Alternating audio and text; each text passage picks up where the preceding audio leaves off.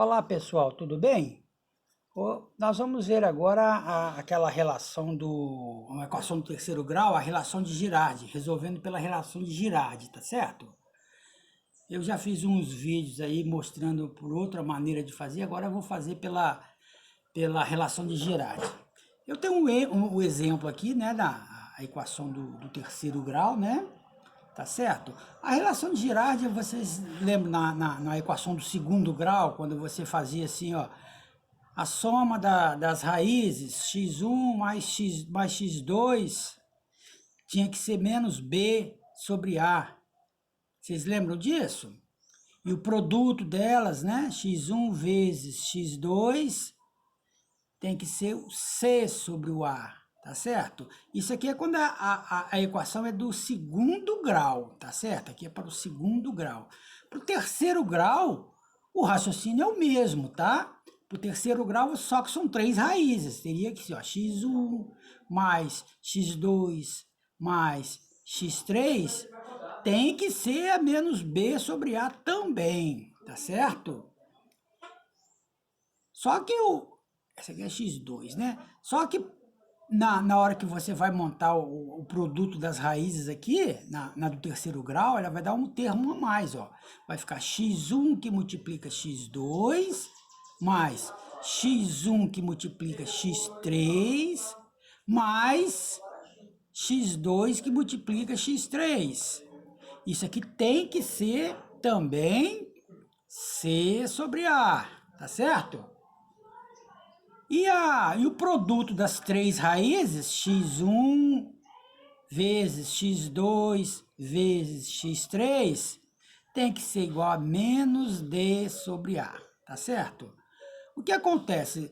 Aqui seria para o terceiro grau, tá vendo? Para três raízes, né?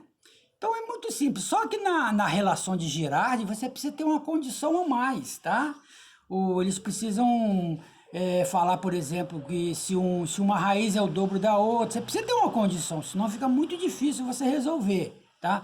No nosso caso aqui, a condição aqui é que são duas raízes com o mesmo valor absoluto, tá? Quer dizer, uma é positiva, a outra é negativa. Essa aqui é a condição, tá? Então, para essa condição, como é que você vai fazer aqui? Você vai fazer, por exemplo, né, que x2 é igual a menos x3, vamos supor, tá? Seria a condição para você resolver essa equação, né? Você partindo desse princípio aí, fica fácil, né? Você aplica logo aqui na soma das três, né? Na primeira. Você não precisa usar as três equações aqui, né? Você pode usar só duas, né?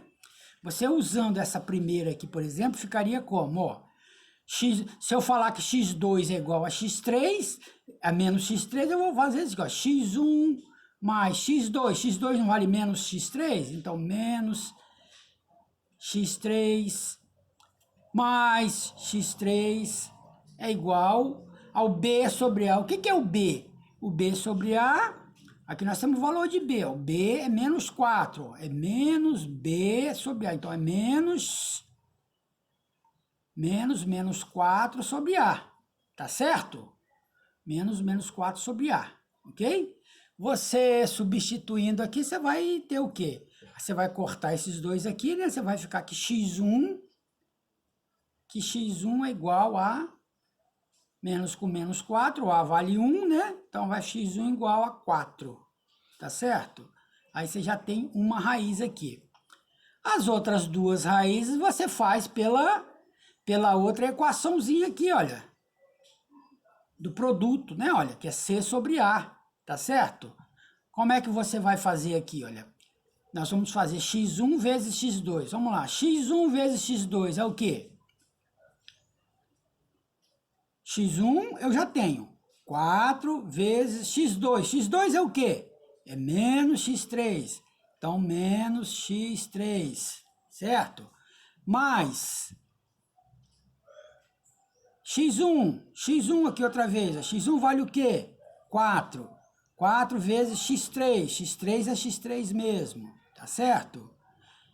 Mais x1, x2 vezes x3. Quanto é que vale x2? x2 vale menos x3. Menos x3, que multiplica quem?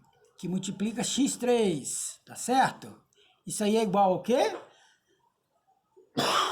Desculpem. É igual a menos c sobre a. Menos c sobre a, o c vale o quê? Menos 10, né? Então, é c sobre a, quer dizer. Então, vale menos 10, tá bom? Resolvendo aqui vai ficar como? Menos 4x3 mais 4x3 mais x3 vezes x3, menos x3 vezes x3 vai dar menos x3 ao quadrado, que é igual a menos 10, né? Se menos x3 é igual a menos 10, isso que vai ficar aqui, x3 é igual a mais ou menos a raiz de 10, tá certo? Então, nós temos uma raiz aqui, a outra, as duas aqui, ok? Um abraço.